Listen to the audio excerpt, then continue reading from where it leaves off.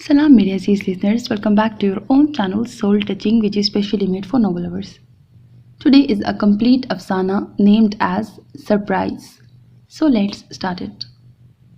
मुझसे मुखलिस था, ना वाकिफ मेरे जज्बात से था, उसका रिश्ता तो फ़कत अपने मफादात से था. अब जब बिछड़ा है तो क्या रोएं जुदाई पे तेरी, ये अंदेशा तो हमें पहली मुलाकात से था. क्या नहीं था उसकी ज़िंदगी में आला घर, बेतहाशा मोहब्बत, कीमती जेवरात और मलबूसात, नौकर चाकर, ज़रूरियात ज़िंदगी की हर शय. फिर भी वो इस ज़िंदगी से मुतमईन नहीं थी. रज़ा हुसैन उसका शौहर था, और शौहर भी जान निछावर करने वाला, उसके दिन को दिन और रात को रात कहने वाला, बेहद मिसाली शौहर. फिर भी वो उससे खुश नहीं थी, वो इस ज़िंदगी से ही खुश नहीं थी. और क्यों? ये शायद उसकी समझ से भी बाहर था. चंद साल कबल रज़ा हुसैन ने उससे मोहब्बत की शादी की थी, सारे ख़ानदान से टक्कर लेकर. उस वक्त वो खुश थी, मगर अब जैसे जैसे इस रिश्ते पर मुनाफ़िक़त की गर्द पड़ती जा रही थी, उसका दिल इस रिश्ते से उचाट होता जा रहा था. वो दौलत जायदाद पर मरने वाली लड़की नहीं थी, ना ही शाहाना ज़िंदगी से उसकी ज़ात पर कोई फ़र्क पड़ता था.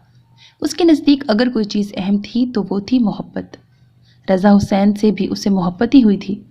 वो अपने आप में रहने वाला एक खुश मजाज नौजवान था. हरीम अपनी एक दोस्त की अयादत के लिए हस्पताल गई थी, वहीं उसकी मुलाकात रज़ा हुसैन से हुई. रज़ा हुसैन डॉक्टर था, उसकी दोस्त का इलाज कर रहा था और हाल ही में अपॉइंट हुआ था. देखने में वो खासा खुश शक्ल था. हरीम उसकी पेशा वराना महारत और अखलाक से बहुत मुतासिर हो गई थी. उसी की तारीफ़ ने उसे रज़ा हुसैन की तरफ माइल किया था. आने वाले दिनों में वो कई बार अपनी दोस्त से मिलने हस्पताल गई थी. तभी वो दोनों एक दूसरे के करीब आ गए थे. रज़ा हुसैन 4 बहनों का इकलौता भाई था और उसके निस्बत अपनी बहन की नंद से वट्टे सट्टे में तय थी.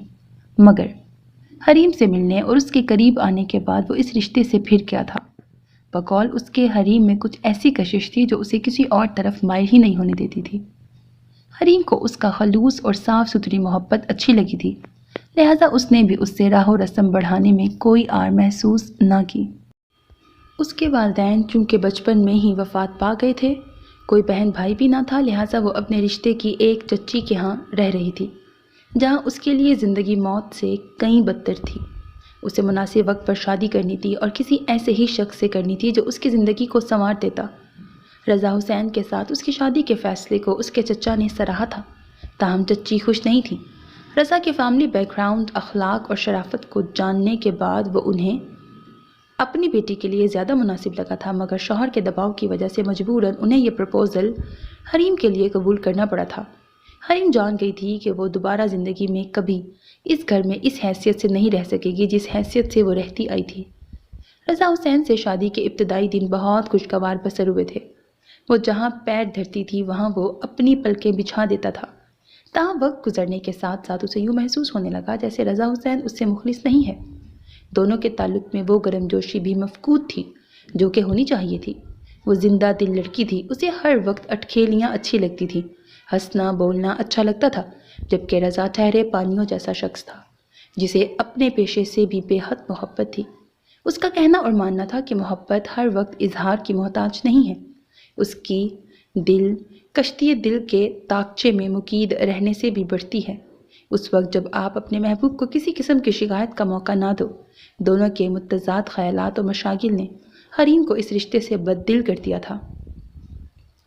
उसे अभी अपने हुस्न के सहर को बरकरार रखना था, लिहाजा वो अभी माँ बनने के मर्तबे पर फाइज होना भी नहीं चाहती थी. रफ्ता रफ्ता उसने घर के कामों से भी हाथ खींच लिया. ताहम रज़ा ने उसका बुरा नहीं माना. वो उसे मुकम्मल आज़ादी और चाहत के साथ खुश रखना चाहता था कि वो लड़की उसके दिल में बहुत आला मुकाम पर फाइज थी. उन्हीं दिनों हरीम के सेल पर रॉन्ग कॉल्स का सिलसिला बढ़ गया था. उसने चेक किया तो पता चला कि वो गलती से अपना नंबर अपने फेसबुक अकाउंट में लिख बैठी थी और ये तंग करने वाले लोग वही थे. तब पहली फुर्सत में उसने अपना मोबाइल नंबर तब्दील किया था. रज़ा जानता था कि वो नेट इस्तेमाल करती है, मगर फिर भी उसने उस पर कोई पाबंदी नहीं लगाई थी कि उसकी मोहब्बत ऐसी ही फयास थी. शादी का 1 साल जैसे तैसे गुजर गया था. हरीम से मोहब्बत के साथ साथ रज़ा हुसैन की मसरूफियात और ज़िम्मेदारियाँ भी बढ़ती गई थी. ताहम अपने फ़राइज़ से वो कभी एक पल के लिए गाफिल नहीं हुआ था. اس کی چاروں بہنیں اپنے اپنے گھروں میں آباد ہو چکی تھیں، اب صرف بوڑھے ماں باپ کا ساتھ تھا، اور اس کی یہ کوشش ہوتی تھی کہ وہ ان کے ساتھ بھی کوئی زیادتی نہ ہونے دے۔ تاہم حریم کی ان دونوں کے ساتھ نہیں بنتی تھی۔ شروع سے ہی اس کے دل میں یہ پھانس چبھی ہوئی تھی کہ وہ لوگ اسے اکلوتی بہو کی حیثیت سے قبول کرنے کو تیار نہیں تھے۔ جس بہن کی نند کے ساتھ رضا منسوب تھا، وہ بھی اسے ایک آنکھ نہیں بھاتی تھی، لہٰذا آئے روز گھر میں کوئی نہ کوئی ڈرامہ لگا ہی رہتا تھا۔ انہی دنوں حریم کی فیس بک آئی ڈی میں ایک نیا لڑکا عمار شامل ہوا۔ اس کی طرح وہ بھی خوش مزاج اور قدرے کھلنڈرے جذبات کا مالک تھا۔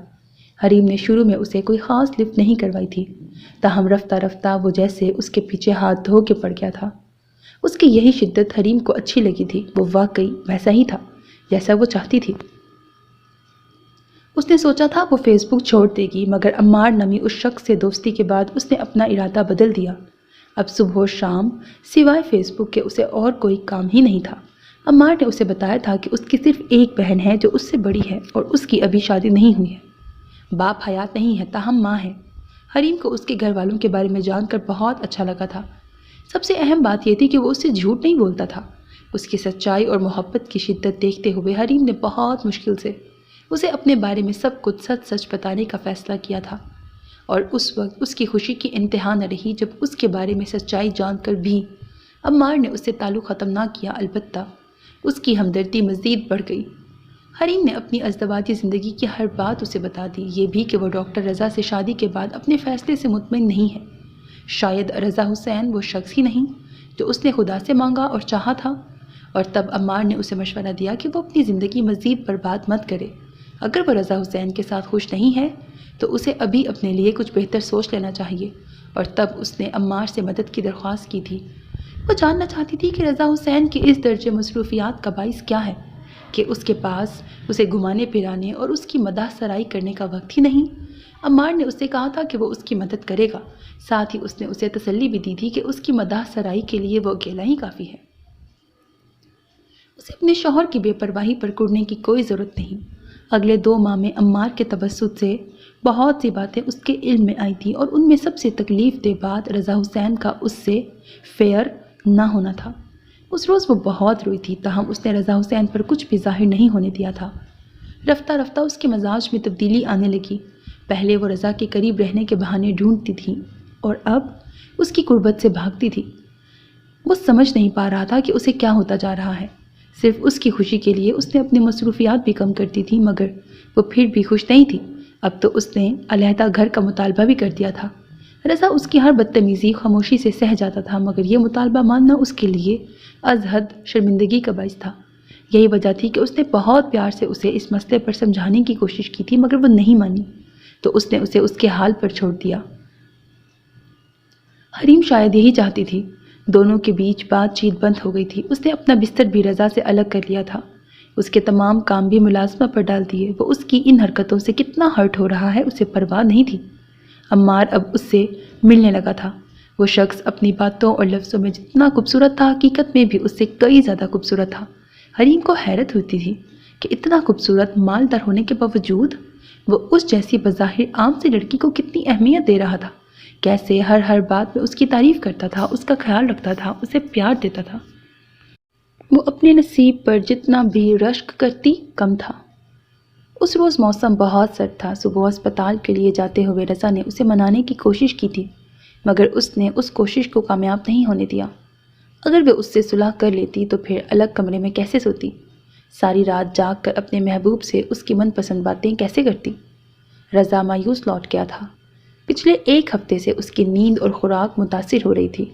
اس کی ماں نے اسے کہہ دیا تھا کہ وہ حریم کی بات مان لے، وہ دونوں بوڑھے میاں بیوی اکیلے رہ لیں گے، مگر وہ نہیں مانا تھا۔ اسے یقین تھا کہ حریم کا غصہ ڈھل جائے گا اور وہ اس کی بات مان لے گی۔ رضا کے ہسپتال جانے کے بعد وہ اپنی ساس کے منع کرنے کے باوجود عمار سے ملنے چلی گئی تھی۔ موسم خوبصورت اور سرد تھا، مگر من پسند ہمسفر کے ساتھ نے اس کا حسین مزید دوبالا کر دیا۔ صرف اس کی فرمائش پر عمار نے اسے پورا شہر گھمایا تھا۔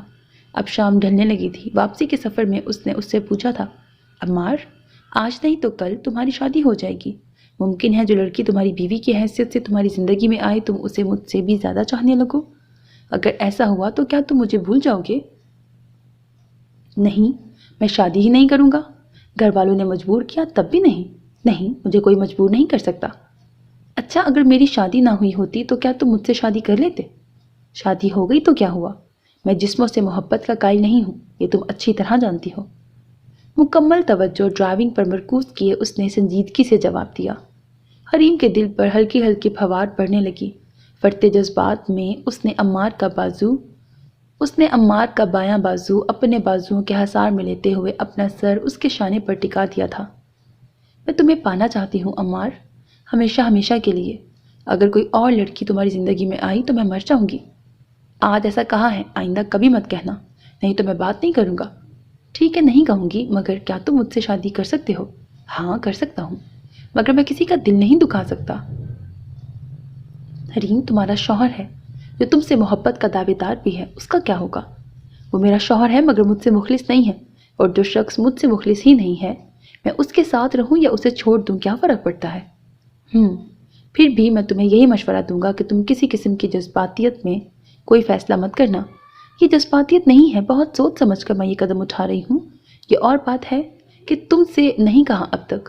عمار کا بازو چھوڑتے ہوئے اس نے کھڑکی کی طرف رخ کیا تھا۔ عجیب کشمکش ہے جس میں پھنسی ہوئی ہوں، کچھ سمجھ میں نہیں آتا کہ کیا کروں۔ عمار، تم میرے خوابوں کا حاصل ہو، تم بالکل ویسے ہی ہو جیسا میرا خواب ہے، افسانوں ناولوں کے ہیروز جیسے۔ جب زندگی صرف ایک بار ملتی ہے تو میں بھی کیوں نہ اسے اپنے من پسند ہم سفر کے ساتھ بسر کروں؟ کیا میرا اپنی زندگی پر کوئی حق نہیں؟ تم نے ہی تو کہا تھا مجھے اپنی زندگی مزید برباد نہیں کرنی چاہیے۔ ٹھیک ہے، لیکن کیا تمہیں یقین ہے کہ رضا حسین تمہیں آسانی سے آزاد کر دے گا؟ نہیں، وہ ایسا شخص ہے کہ اگر میں اس کی جان لینے کی کوشش بھی کر لوں تب بھی وہ مجھ سے نفرت نہیں کرے گا، مگر پھر بھی میں اس کی جان لے سکتی ہوں، مگر میں تمہیں کسی کی جان لینے نہیں دوں گا۔ اتنا خود غرض نہیں ہوں میں کہ اپنی خوشیوں کے لیے تمہیں مصیبت میں ڈال دوں۔ تم صرف اس سے ڈیورس لوگی اور بس۔ ٹھیک ہے، تو اب ہم اسی دن ملیں گے جب میں اس فضول کے بندھن سے آزاد ہو جاؤں گی۔ سوچ لو، اتنے دن میرے بغیر رہ جاؤ گی؟ ہاں، تمہیں ہمیشہ کے لیے پانے کے لیے تھوڑے دن کی عارضی جدائی کا زہر تو پینا ہی پڑے گا۔ ٹھیک ہے، جیسی تمہاری مرضی۔ میری ایک مدد کرو گے؟ گاڑی سے اترتے ہوئے اچانک وہ پلٹی تھی۔ ہاں بولو۔ مجھے رضا سے ڈیورس میں تمہاری مدد چاہیے۔ کیسی مدد؟ وہ کل ملیشیا جا رہا ہے، 2 روز بعد واپس آئے گا۔ میں چاہتی ہوں جب وہ واپس آئے تو ہم دونوں کو ناقابل برداشت حالت میں دیکھ کر مشتعل ہو جائے اور غصے میں طلاق دے دے۔ آئیڈیا برا نہیں ہے، مگر سوری، میں اس کے سامنے نہیں آؤں گا۔ ہمارے کچھ فیملی ریلیشنز ہیں، میں نہیں چاہتا کہ وقت سے پہلے میرا امیج کسی کی نظر میں خراب ہو۔ ہاں، میں اپنے کسی قریبی دوست کی مدد لے سکتا ہوں اگر تمہیں اعتراض نہ ہو تو۔ ٹھیک ہے، بس میں اور وہ کمرے میں تنہا ہوں گے۔ رضا کے لیے یہی بہت ہے کہ میں نے اس سے بے وفائی کی۔ اوکے، اللہ نے چاہا تو ویسا ہی ہوگا جیسا تم چاہتی ہو۔ Thank you Ammar, I love you so much, سرشاری سے کہتی اس کی گاڑی سے نکل آئی تھی۔ اگلی صبح رضا ملیشیا جا رہا تھا۔ 5 بجے اس کی فلائٹ تھی۔ وہ 3 بجے ہی بیدار ہو گیا تھا۔ حریم ابھی سو رہی تھی۔ اس نے اسے ڈسٹرب کیے بغیر وضو کیا، تہجد کی نماز پڑھی اور کمرے سے نکل گیا۔ اپنی تیاری اس نے کل رات ہی مکمل کر لی تھی۔ والدین سے ملنے کے بعد وہ کمرے میں آیا۔ حریم جاگتے ہوئے بھی سوتی بنی رہی۔ وہ ڈریسنگ روم میں گھس گیا۔ وقت تیزی سے گزر رہا تھا، جلدی جلدی کرتے ہوئے بھی تاخیر ہو رہی تھی۔ مکمل تیار ہو کر بیگ اٹھانے سے قبل اس نے زبردستی حریم کو جگا کر اپنے مقابل کر لیا، پھر یوں ہی گلے سے لگاتے ہوئے اس کے کان میں بولا، میں جا رہا ہوں، اپنا خیال رکھنا، واپسی پر ایک بہت بڑا سرپرائز دوں گا۔ میں بھی۔ مسکراتے ہوئے حریم نے اسے دیکھا تھا۔ وہ اس کی پیشانی چومتے ہوئے کمرے سے نکل گیا۔ 2 روز بعد اس کی واپسی ہوئی تھی۔ ایئرپورٹ پر پہنچتے ہی اس نے حریم کو اپنی آمد سے آگاہ کرنے کے لیے کال کی تھی، مگر اس نے اس کی کال پک نہیں کی۔ کئی بار ٹرائی کرنے کے بعد اس نے سیل جیب میں ڈالا اور اسے سرپرائز دینے کا سوچ کر بنا ڈرائیور کو کال کیے ٹیکسی سے گھر چلا آیا۔ سنڈے کے باعث ملازم چھٹی پر تھے۔ گھر کے اندر بھی کوئی نظر نہیں آ رہا تھا۔ بڑی بی کے کمرے میں جھانکنے کے بعد اس کے قدم حریم کے کمرے کی طرف اٹھے تھے۔ از حد سرشاری کے عالم میں اس نے دروازے کی نوب گھما کر اندر قدم رکھا تھا، مگر سامنے موجود منظر نے اسے ساکت کر ڈالا۔ سورج طلوع ہونا بھول سکتا تھا، دریا الٹے بہہ سکتے تھے، ہوائیں چلنا رک سکتی تھی، مگر اس کی حریم اس درجے گر نہیں سکتی تھی۔ یہ وہ لڑکی تھی جسے اس نے اپنی جان سے بھی عزیز رکھا تھا۔ بہت اچانک اس کے دل پر دباؤ بڑھا تھا اور اگلے ہی لمحے ساری خواہشیں، سارے خواب مٹی ہو گئے۔ حریم پھٹی پھٹی نگاہوں سے اس خوبصورت توانا شخص کو دیکھ رہی تھی جسے اس کی بے وفائی نے لمحوں میں چت کر ڈالا تھا۔ کتنا پکا تھا وہ شخص اپنی عادتوں اور دعووں میں، طلاق دینے اور لینے کی نوبت ہی نہیں آئی تھی، اس سے پہلے ہی وہ زندگی کی بازی ہار گیا تھا۔ مکمل سیاہ لباس میں ملبوس افسردہ سی وہ عمار کے ساتھ بیٹھی تھی اور وہ کہہ رہا تھا، جو کچھ ہوا نہیں ہونا چاہیے تھا، صحیح کہتے ہیں کہنے والے، عورت کی ہوس اور لالچ کی کوئی حد نہیں۔ میں سوچ بھی نہیں سکتا تھا کہ تم واقعی اتنی شفاق ہو سکتی ہو۔ جاننا چاہو گی کہ میں نے تم سے راہ و رسم کیوں بڑھائے، خود کو تمہاری پسند کے سانچے میں ڈھال کر تمہیں اس شخص سے علیحدہ کرنا کیوں چاہا؟ وہ چیخ رہا تھا اور حریم بالکل ساکت بیٹھی خاموش نگاہوں سے اسے دیکھ رہی تھی۔ منگیتر تھا وہ میری بہن کا، بچپن کا منگیتر، اور میں اس کی بہن سے منسوب تھا، اس بہن سے جو میرا پہلا خواب تھی، پہلی محبت، پہلا عشق تھی۔ صرف تمہاری وجہ سے نہ میری بہن کی شادی ہو سکی اور نہ میں غیرت میں اپنی محبت کو پا سکا۔ سوچا تھا رضا کی جان تم سے چھڑا کر اپنی بدنصیب بہن کا گھر آباد کر دوں گا، مگر سارے پلان کا بیڑا غرق کر دیا تم نے۔ اب جاؤ اور کسی ریل کی پٹری پر سر رکھ کے مر جاؤ۔ ہمیشہ پھول برسانے والے لب اس وقت سنگ باری کر رہے تھے۔ حریم لہو لہان ہوتی روح کے ساتھ گنگ سی بیٹھی رہی۔ وہ اٹھا تھا اور اس پر 2 حرف بھیجتے ہوئے مخالف سمت میں چل پڑا تھا۔ حریم دھول ہوتی نگاہوں میں چبھن محسوس کرتی ہوئی دیر تلک اسے دیکھتی رہی۔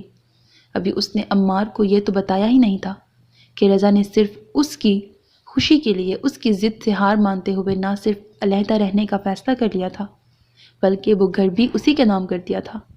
بڑی بی کے آنسو رکنے کا نام نہیں لے رہے تھے۔ بڑے میاں کی آنکھوں کی ویرانی اور نفرت اس کا وجود چھیدتی تھی۔ کیا زندگی کبھی ایسا دھوکہ بھی دیتی ہے؟ کتنی عجیب بات تھی کہ جو شخص اپنی زندگی میں اس کی صرف ایک نگاہ کو ترستا تھا، اسی شخص کے مرنے کے بعد اس کے دل میں پھر سے اس کی محبت سر اٹھانے لگی تھی۔ سورج اب ڈھل رہا تھا۔ اس نے ایک نظر سر اٹھا کر اوپر گدلے آسمان کی طرف دیکھا، پھر شکستگی سے اٹھ کھڑی ہوئی۔ ایک ایک قدم پر رضا حسین کی ایک ایک یاد اس کا دامن پکڑ رہی تھی۔ شہر سے کافی دور آ کر وہ ریل کی پٹری پر بیٹھ گئی۔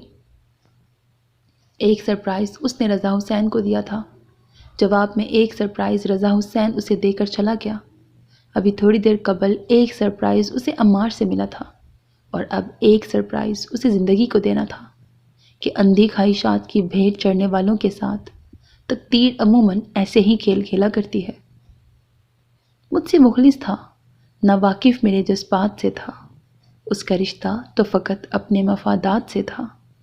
اب جو بچھڑا ہے تو کیا روئیں جدائی پہ تیری، یہ اندیشہ تو ہمیں پہلی ملاقات سے تھا۔ سو میرے عزیز listeners, this was the end of the افسانہ surprise. hope that you like it. اپنا بہت خیال رکھیے گا نیک تمناؤں کے ساتھ۔ اللہ حافظ. And don't forget to subscribe to my channel because that's how you can encourage me, and that's the only kind of support and encouragement which I want from all of you. Allah Hafiz.